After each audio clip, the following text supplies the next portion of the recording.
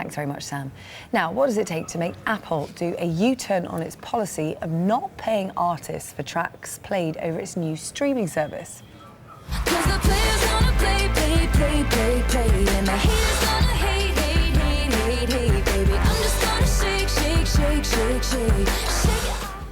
Well, it's the modern-day equivalent of girl power. Apple said it had changed its mind this morning, a day after the singer Taylor Swift said she was refusing to allow the company to stream her album 1989. She wrote an open letter to Apple in which she said she was withholding the record, that she was unhappy with the 3-month free trial offered to subscribers. Well, let's get Stephen Budd, who's the chairman of the Music Managers Forum, to explain a little bit more about that. He joins us now live. So explain to us why Taylor Swift was so unhappy. Well, she was unhappy because, not just for herself, but because of the independent artists, particularly, who are on independent labels, had not come to an agreement with Apple about allowing their music to become a part of that service. And Apple wanted all artists to have, and record companies, to have royalty-free, have no payments for the first 3 months of the service.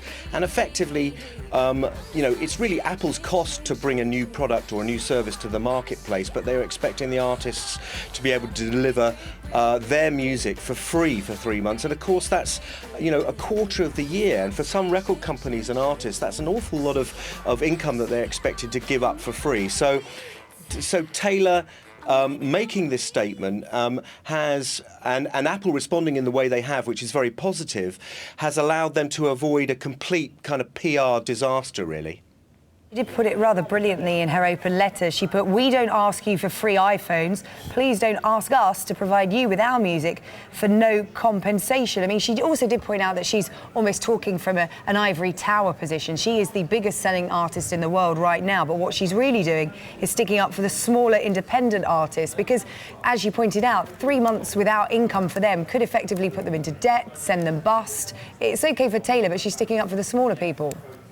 Yes, that's right, and it makes a big difference for the smaller people, and like what artists are paid and how artists are compensated for their income on streaming services, Spotify included, and Apple, of course, is a very important issue. Not to mention what songwriters are being paid, and this is the next step in the game here, is like how those issues get resolved. But Apple have got 1 or 2 other issues to resolve before they launch in a few days' time, not least of which is the independent publishers have to give their agreement for the music to be on the service as well. So it's nearly there. And then of course there's their radio service as well. So we're not quite clear how artists are going to be compensated and paid for on their radio service, and that's kind of a really important thing for the Beats One radio service to launch on time as well.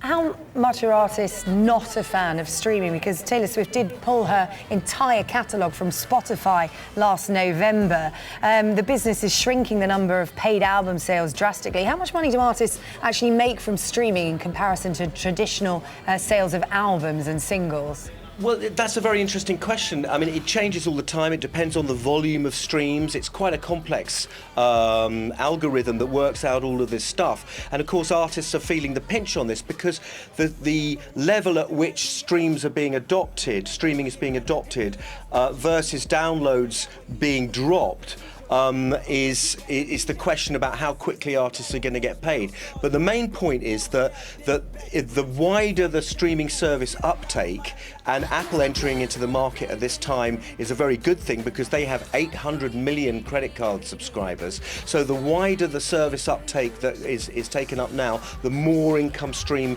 is actually going to come into the business overall and compensate artists and, of course, record companies and music publishers. OK, Stephen Budd, chairman of the Music Managers Forum. Thank you for speaking to us here this morning on Sky News. Thank you. Thank you.